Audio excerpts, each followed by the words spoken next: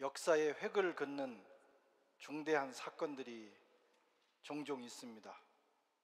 가령 구텐베르그의 금속 활자 발명, 또는 증기기관의 발명, 또 최근에는 컴퓨터의 발명, 이런 사건들은 역사의 획을 그었습니다. 그런데 인류 역사상 가장 크고 위대한 사건이 있습니다. 그것은 바로 예수 그리스도의 오심입니다. 예수 그리스도 사건 자체가 역사의 획을 긋는 가장 위대한 사건이었습니다. 그래서 세상은 BC, Before Christ, 예수 이전, 또 AD, 아노 도미니, 주님의 해, 그런 뜻이에요. 주님의 해 이후, 예수 이후, 이렇게 나누어집니다. 예수님께서 이 땅에 오심으로 예수님을 통해서 저와 여러분들은 사망에서 생명으로, 죽을 자가 사는 운명으로, 또 마귀의 나라에서 하나님의 나라로, 어둠의 나라에서 빛의 나라로, 어둠의 자식에서 하나님의 자녀로 거듭났습니다. 예수 사건, 그 사건 하나로 천지가 개벽되는, 하늘과 땅이 창조되는 것보다도 더 위대한 일이 일어난 것입니다. 이것은 마치 요즘 어떤 사람들은 앞으로 지구에서 살지 않고 화성에 가서 살겠다, 그래서 사람들도 모집하고 그 계획을 가지고 있다고 합니다. 얼마나 놀라운 일이에요. 이제 우리 주소지가 화성으로 옮겨진다. 정말 과거에는 상상도 못했던 일입니다. 그러나 예수 사건은 사람의 주소지가, 사람이 지구에서 살다가 화성에 가서 사는 것보다도 몇백 배, 몇천 배 크고 위대한 사건이라, 이런 말씀. 오늘 본문에서 사도 바울은 그것을 이렇게 말씀하고 있습니다. 믿음이 오기 전에는, 그리고 믿음이 온 후에는. 믿음이 오기 전에 삶이 있습니다. 23절에 보면 믿음이 오기 전에 우리가 율법 아래 매인 바 되고 계시될 믿음의 때까지 갇혔느니라. 유대인들의 역사와 삶을 보면 율법과 그들의 모든 삶이 함께 했습니다. 지금도 마찬가지.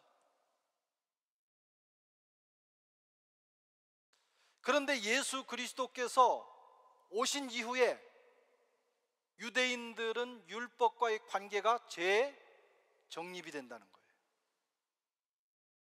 전혀 과거와 같지 않은 삶이 시작된다는 겁니다. 여기서 믿음은 예수 그리스도를 지칭합니다. 율법은 이 예수님이 오실 때까지 이스라엘 백성들을 교육하고 지도하고 안내하는 역할을 했어요. 율법은 출애굽 백성들에게 하나님이 주신 법입니다. 그들이 하나님의 백성이라는 뜻이에요. 그렇다고 율법을 지켜서 구원을 얻으라는 말씀은 아니었습니다. 이미 그들은 구원을 받았어요. 그들은 이미 출애굽을 했어요. 출애굽이 먼저였습니다. 구원 사건, 출애굽 사건. 그 출애굽 사건은 일방적인 하나님의 은혜였어요. 그들이 율법을 알지도 못할 때, 그들이 노예로 살아갈 때, 하나님조차도 기억하지 못할 때 하나님은 모세를 보내셔서 일방적인 은혜로 그들을 구원하셨어요. 출애굽시키셨어요. 어린 양의 피로 그들을 용서하셨어요. 율법은 그 사실을 기억하도록, 그 은혜를 기억하면서 하나님과의 관계를 삶에서 실현해 나가는 것입니다. 그것이 율법이에요. 율법을 지켜서 구원받은 게 아니고 구원받은 그들이 이제 그 구원받은 은혜를 기억하면서 율법을 지키는 겁니다. 그래서 하나님께서 율법을 주실 때, 특별히 십계명을 주실 때 십계명 서문에 그 백성들에게 이렇게 먼저 말씀하셔요. 출애굽기 20장 1절에서 2절에 보면 하나님이 이 모든 말씀으로 일러 가라사대 나는 너를 애굽 땅 종되었던 집에서 인도하여 낸 너의 하나님 여호와로다. 그리고 나서 십계명을 말씀하십니다. 십계명 지키는 것보다 더 중요한 게 뭐예요? 하나님이 우리를 구원하셨다. 하나님이 먼저 구원하셨다. 그 구원하신 은혜를 기억하면서 감사하면서 지키는 것이 십계명이에요. 구원과는 관계가 없어요. 십계명은 구원받은 자의 감사의 응답일 뿐이에요. 그런데 그게 역사를 흐르면서, 그리고 바벨론 포로 이후에 유다이즘, 유대교가 형성이 되면서 그 의미가 달라져 버린 거예요. 원래 의미가 달라진 게 아니고 사람이 바꿔버린 거예요. 너무 잘 지키려고 하다가 그만 주객이 전도됐다, 이런 말씀. 율법은 더는 잘못되도록 하신 또 지침이기도 합니다. 율법은 자신들이 죄인을 깨닫도록 하신 영적 거울과도 같습니다. 또 율법은 사람들을 죄 가운데 가두었다가 예수 그리스도 오실 때까지 가두어놨다가 죄인을 구원하러 오신 예수님께로 인도하는 인도자, 몽학 선생입니다. 이것이 율법의 본질적인 사명이에요.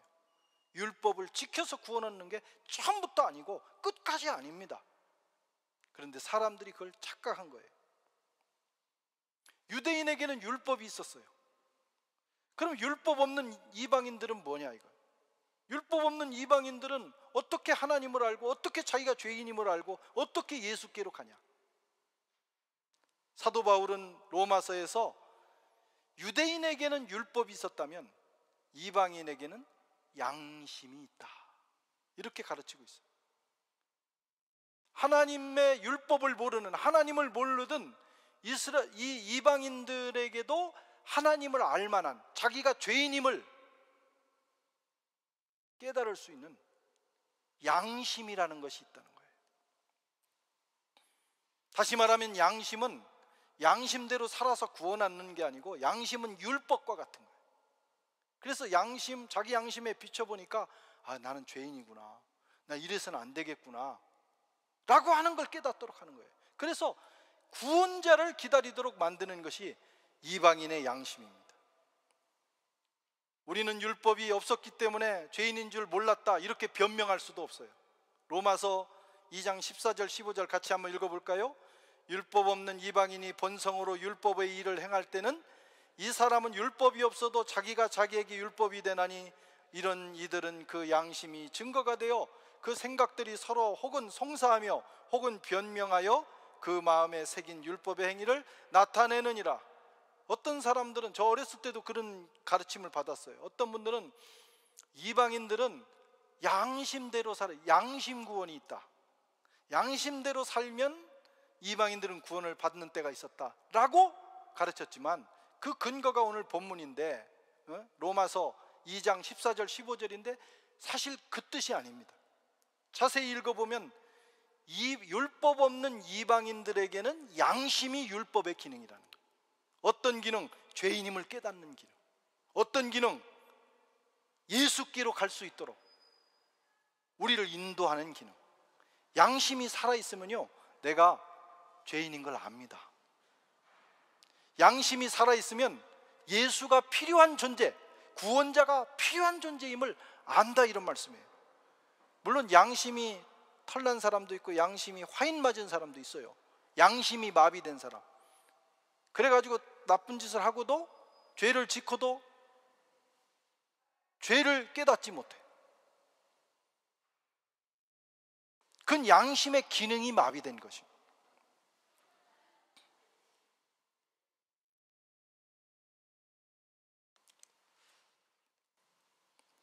여러분, 우리는 율법 때문에 사는 게 아닙니다. 양심 따라 사는 게 아닙니다. 예수가 오시기 전에는 율법과 양심이 어떤 가이드 역할을 해줬어요. 그런데 예수가 온 이후에, 믿음이 온 이후에는 우리는 율법과 양심의 인도를 받는 게 아니고 그리스도의 인도를 받는 거예요. 예수 따라 사는 것입니다. 24절과 25절에 보면 믿음이 온 이후의 삶을 말씀하는 거예요. 이같이 율법이 우리를 그리스도에게로 인도하는 몽학 선생이 되어 우리로 하여금 믿음으로 말미암아 의롭다함을 얻게 하려 함이니라. 믿음이 온 후로는 우리가 몽학 선생 아래 있지 않도다. 믿음이 온 후로, 올라가셔서 빨리 정리하세요. 믿음이 온 후로,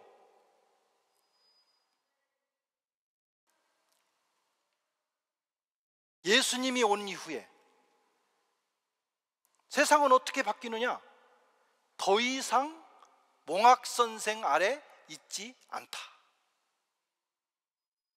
우리 이방인들에게 말한다면 예수 온 이후에 우리는 더 이상 양심 아래 있지 않다. 그런 뜻입니다. 누구 아래 있어요? 복음 아래 있는 거예요. 믿음 아래 있는 거예요. 예수 아래 있는 거예요. 양심대로 살았다고 스스로 의롭게 생각할 수도 없고, 양심에서 어떤 정죄가 일어나도 우리는 그 정죄를 받지 않습니다. 예수 안에서 우리는 의롭게 되었기 때문이에요. 율법과 양심이 사람을 계속 붙들고 있으면 안 됩니다. 그런데 율법과 양심이 예수께로 사람을 내어주기를 거부합니다. 그리고 사람들은 율법과 양심 아래에 있는 것이 편해.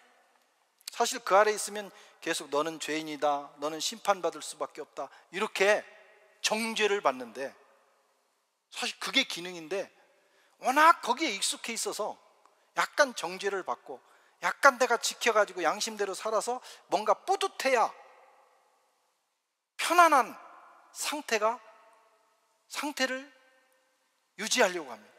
그래서 율법과 양심을 떠나서 과감하게 예수께로 가지를 못해. 예수 만난 사람들도 마찬가지예요.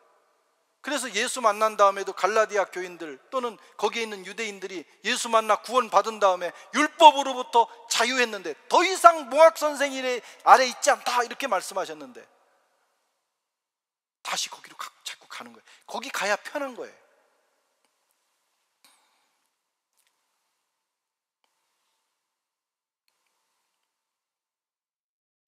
구원을 위해서 예수도 필요하고, 구원을 위해서 양심과 율법도 필요하다. 그래서 적당히 섞으면 굉장히 안전하게 느낍니다. 그게 사람이에요.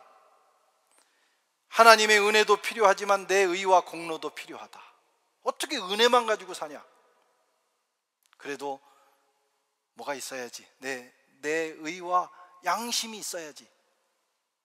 이렇게 생각을 해요. 그런데 오늘 바울은 단호하게 말씀하잖아요. 믿음이 온 후로는 우리가 몽학 선생 아래 있지 않다. 우리가 더 이상 몽학 선생 아래 있지 않다. 예수 만난 이후에는 율법 양심을 따라 사는 것이 아니라 예수로 살아야 된다. 적당히 살라는 말이 아닙니다. 율법도 없고 양심도 없는 그런 삶이 아니라 율법과 양심보다 더 수준 높은, 예수님이 우리에게 가져온 삶은 율법을 지키고 양심을 따라 사는 정도가 아니라 그보다 차원 높은 삶을 가르쳐 주신 거예요. 신약의 예수님의 율법이라고 하는 것이 산상수훈이에요. 그것은 구약의 율법보다 더 높은 기준을 제시해요. 그래서 더 이상 몽학 선생의 아래 있지 않다, 그것이 복음적인 삶이다 라고 하는 것만 붙들고 야 이제 마음대로 그냥 개판 5분 전으로 살아도 된다 이렇게 생각하면 안 된다는 거예요. 그런데 어떤 파들은 그렇게 가르치기도 합니다. 더 이상 주일 성수할 필요도 없고, 더 이상 하나님의 말씀대로 살 필요도 없고, 기도할 필요도 없고, 왜 이미 다 구원 받았으니까 이미 믿음 안에 있으니까. 그런데 지금 오늘 사도 바울이 가르치는 것은 구약의 율법을 지키는 정도, 초등학문 정도의 수준에 머물면 안 된다는 거예요. 그거보다 더 높은 차원의 더 신령한 세계가 예수 안에 있다. 아멘. 그걸 알면 어떤 사람은 부담스러울 것이고, 어떤 사람은 야, 정말 예수 믿는 것이 굉장히 수준 높은 삶이구나, 이걸 알게 됩니다. 과감하게 율법과 양심은 과감하게 우리를 놓아주어야 해요. 그리고 우리도 과감하게 율법과 양심을 떠나서 누구에게로? 예수에게로 가야 돼요. 거기에만 생명이 있어요. 이것은 마치 처녀가 신랑을 만나는 결혼과 같아요. 신랑을 만나기 전에 처녀는 누구 아래 있어요? 아버지 아래 있어요. 아버지가 낳아주시고 키워주시고 길러주시고 먹여주시고, 그러니까 친정집의 모든 질서를 따라 그 은혜 아래 사는 거예요. 그러나 결혼하면 관계가 달라집니다. 관계 설정이 다시 된다. 아무리 아버지가 딸을 사랑한다고 해서 야, 시집가지 말고 나하고 그냥 살자, 내가 너무 우리 딸을 사랑해, 그건 진정한 사랑이 아닙니다. 정말 자기 딸을 사랑하는 그 부모님은 잘 키워서 좋은 신랑 만나서 정말 아름답고 행복한 가정을 이룰 수 있도록 기도하고 준비해 주는 거예요. 그래서 그런 신랑 만나면 보내줘야 되는 거예요. 보내기 아깝다고 붙들고 있으면 안 된다, 이거예요.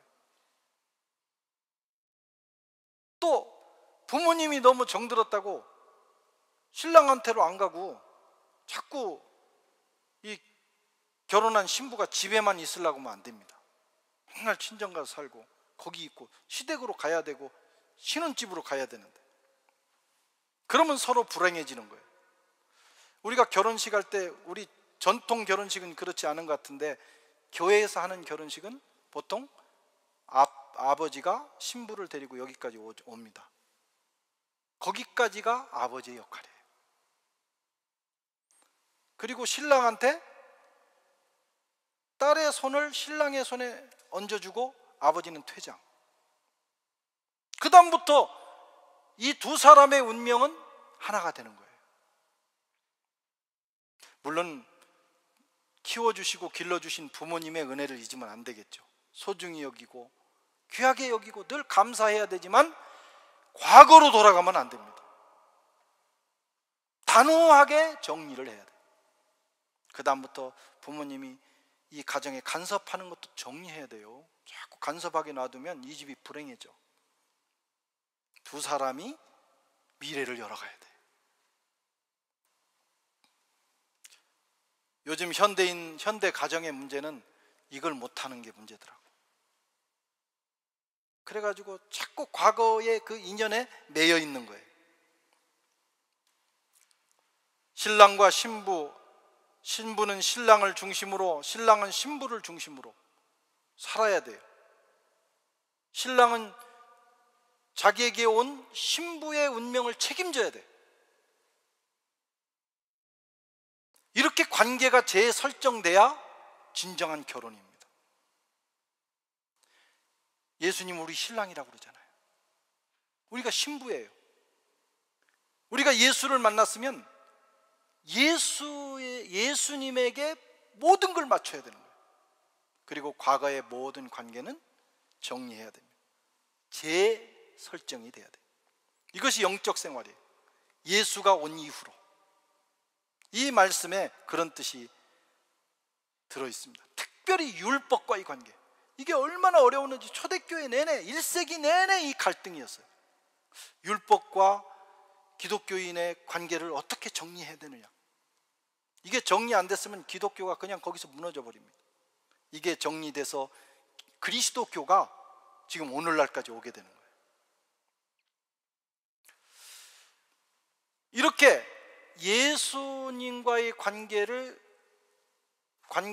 하고 율법과의 관계를 재설정한 후에 그럼 우리에게 주어진 예수 안에서의 축복이 뭐냐 하는 것을 오늘 바울은 말씀하고 있습니다.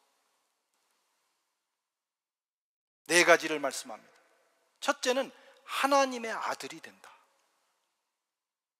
하나님의 아들, 신분의 변화입니다. 26절에 너희가 다 믿음으로 말미암아 그리스도 예수 안에서 하나님의 아들이 되었으니. 엄청난 사건이죠. 하나님의 아들, 예수님이 오셔서 나는 하나님의 아들이다, 이것 때문에 죽인 거거든요. 저가 자기를 하나님의 아들이라고 했습니다. 너무나 충격적 사건이에요. 그런데 예수 안에서 우리가 뭐가 돼요? 그 하나님의 아들이 되는 역사가 일어나요. 이보다 큰 사건은 없어요. 두 번째는 그리스도로 옷 입습니다. 27절에 누구든지 그리스도와 합하여 세례를 받는 자는 그리스도로 옷 입었느니라. 옷은 신분과 권세를 상징해요. 그 사람 옷 입은 걸 보면 그 사람이 어떤 신분이다. 오늘날은 그냥 우리가 평상복 입지만 옛날에는 신분에 맞는 옷을 입었어요. 왕은 왕의 옷이 있습니다. 신하는 신하의 옷이 있고 노비는 노비의 옷이 있었어요. 옷은 신분과 권세를 상징합니다. 우리가 그리스도로 옷 입었다는 것은 그리스도의 신분과 그리스도의 권세와 능력을 우리가 공유하는 거예요. 예수 믿는 사람에게는 예수님과 거의 동일한 권세가 우리에게 주어져요. 할렐루야. 겉으로 보기에는 뭐 다 그저 그런 사람 같아 보이지만 영적으로 보면 다르다 이거예요. 사람은 서로 몰라보지만 하나님은 알아보시고 천사도 알아보시고 특히 악한 영들이 알아봐요. 그리스도인은. 왜? 우리가 그리스도로 옷 입었기 때문입니다. 그리스도의 권세를 공유하는 신분. 그런데 자꾸 옛날로 돌아가려고 한단 말이죠. 얼마나 슬픈 일이에요. 내가 지금 예수 믿어서 전혀 새로운 존재가 돼서 지금 그 길로 가는데 왜 자꾸 옛날로 돌아가려고 그러냐. 이게 얼마나 놀라운 일인데. 또 예수 안에서 평등한 삶 속으로 들어가요. 28절에 너희는 유대인이나 헬라인이나 종이나 자주자나 남자나 여자 없이 다 그리스도 예수 안에 하나니라. 그리스도 예수 안에서 하나, 또 그리스도 예수 안에서 평등, 이런 의미입니다. 율법은 사람과 사람을 나눕니다. 율법주의, 율법, 사람의 행위에 근거한 삶을 살기 시작하면 자꾸 나눠요. 처음에는 율법이 있는 유대인과 율법이 없는 이방인을 나눠. 그래서 이방인은 상종해서는 안 되는, 하나님이 이 이방인을 창조했냐? 지옥의 불쏘시개로 삼으려고, 뭐 이렇게까지 나가는 거예요. 유대인과 이방인을 나눠. 또 그 안에서 율법이 있는 유대인들 사이에서 또 나눠져. 율법을 잘 지키는 자와 지키지 못하는 자. 또 잘 지키는 자들 중에서는 철저하게 지키는 자와 덜 철저한 자가 나눠져요. 율법 아래서만 그렇습니까? 세상도 그래. 세상은 종과 자유인을 나누고 생물학적으로는 남자와 여자를 나누고 기능적으로 나눠지지만요, 그걸 본질적으로 나누면 안 되는 거예요. 사람인 거예요. 갑과 을이 존재합니다. 그래서 지배자와 피지배자가 존재합니다. 사람의 의와 행위에 근거한 세상이 되면 이렇게 나눠질 수밖에 없는 거예요. 그래서 세상은 불평등합니다. 프랑스가 혁명을 하면서 에갈리 때 평등한 세상을 만들자고 그 혁명 정신을 만들었지만 그 세상이 평등합니까? 물론 그렇지 않은 나라보다는 훨씬 훌륭한 나라이긴 하지만 정말 여러분 에갈리 때가 이루어집니까? 세상이? 안 되는 거예요. 사람의 각자의 행위에 근거하기 때문에. 그런데 오늘 믿음 안에서, 예수 안에서의 삶은요, 이 진정한 에갈리 때가 이루어지는 거예요. 왜? 우리는 죄인이라는 의미에서 다 똑같아. 예수 앞에 가면요, 너도 죄인, 나도 죄인, 다 죄인이야. 여기 앉아있는 여러분 다 죄인이에요. 여기 죄인 아닌 사람이 있어요. 우리는 죄인이라는 신분이 다 똑같아. 평등한 거예요. 구원을 어떻게 받았어요? 예수님을 믿어서 구원받아요. 그거 외에는 없어요. 평등해. 그래서 예수 안에서는 우리 모두가 뭐 신분이 높은 사람이나 낮은 사람이나 왕이나 노비나 뭐 회장님이나 사원이나 예수 안에서, 교회 안에서는 다 형제 자매가 되는 거예요. 그래서 이 복음은 혁명적인 거예요. 이 세상에서는 절대 이루어질 수 없는 것이 애결리 때인데 복음 안에서는요 누구나 다 형제 자매가 되는 거예요. 할렐루야. 그리고 복음 안에서 우리는 상속자가 된다 그랬어요. 29절, 너희가 그리스도께 속한 자면 곧 아브라함의 자손이여 약속대로 유업을 이룰 자니라. 유업을 이룰 자니라. 요즘 젊은이들이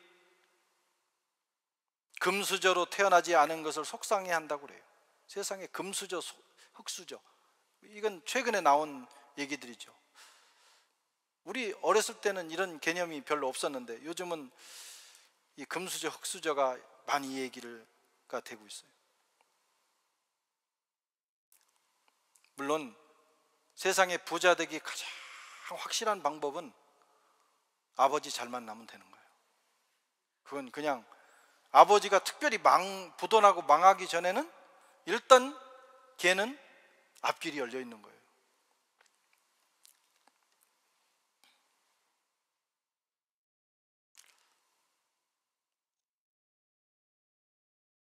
어떤 사람이, 어떤 애가 부자가 될 꿈을 가지고 있었어요. 근데 정말 너무나 확실한 꿈을 가지고 있었어요. 나는 최고의 부자가 될 거야. 그런데 걱정이 하나가 있어요. 걔 아버지가 부자 될 생각을 안 한다는 거예요. 그게 얘한테는 제일 걱정이에요. 그게 이제 금수저죠.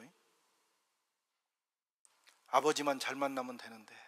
여러분, 저도 흙수저입니다. 농사꾼 아들. 내가 보니까 우리 여기 계신 분 가운데 금수저는 별로 없는 것 같아. 물론 스스로 나는 금수저에 생각하지만 그 정도 금수저는 금수저도 아닙니다. 그런 거 가지고 금수저라고 하면 웃기죠. 금수저가 아니어서 실망됩니까? 그래서 인생을 포기하고 싶어요?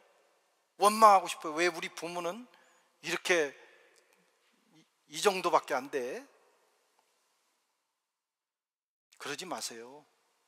낳아주고 길러준 것만 해도 감사한 거예요. 그리고 그 정도의 운명을 걸지 말아. 그 정도의 내 인생을 걸지 말아요. 왜? 우리는요 금수저 정도가 아닙니다. 오늘 성경이 뭐라고 해요? 하늘과 땅을 지으신 하나님, 그의 자녀가 됐고, 빌 게이츠가, 죄송합니다 빌 게이츠 씨, 어디 하나님과 비교할 수 있겠어요? 하늘과 땅을 지으신 하나님, 그분의 상속자가 됐다는 거예요. 우리가 예수 안에서 믿음이 온 후로. 슬퍼하지 마세요. 내 운명을 탓하지 마세요. 예수 믿는 사람은요 그 순간 모든 것이 바뀌었어. 근데 그걸 몰라. 그 가치를 몰라. 그래가지고 자꾸 시험 들고 자꾸 빠져나가려고 그러고 자꾸 옛날 얘기하고 누구 원망하고. 우리 운명이 완전히 바뀐 거예요. 예수 믿은 건. 할렐루야. 네? 어디 다른 데 가서 기웃거리냐고요. 예수 그분 안에 모든 것이 있어요. 하나님 나라가 있어요. 모든 약속이 그 안에 있어요. 율법 양심 정도로 내 수준을 낮추지 말라 이거죠. 오늘 바울이 이걸 속상해하는 거예요. 이 복음을 전했는데 자꾸 초등학문 옛날로 돌아가려고 그래. 믿음 안에서 사는 삶은 위대한 것입니다. 우리가 예수 믿은 사건은 천지창조보다도 위대한 사건이에요. 그런데도 옛날로 돌아가시겠어요? 그런데도 내 알량한 의를 의지하겠습니까? 다 버려야 돼요. 나는 죄인입니다. 나는 오직 예수의 은혜로만 살겠습니다. 그것을 깨닫고 그 믿음 안에 사는 것이 축복임을 아는 것이 진정한 축복이에요. 내가 누군지, 지금 내 신분이 어떤 신분인지, 잠시 이 땅에서만이 아니라 영원히 내 신분이 어떤 신분인지,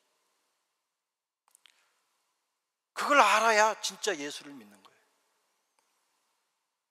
그 아는 사람은 절대로 예수를 떠나지 않습니다. 늘 그 안에 머무르게 됩니다. 그런 역사가 있기를 주의 이름으로 축원합니다.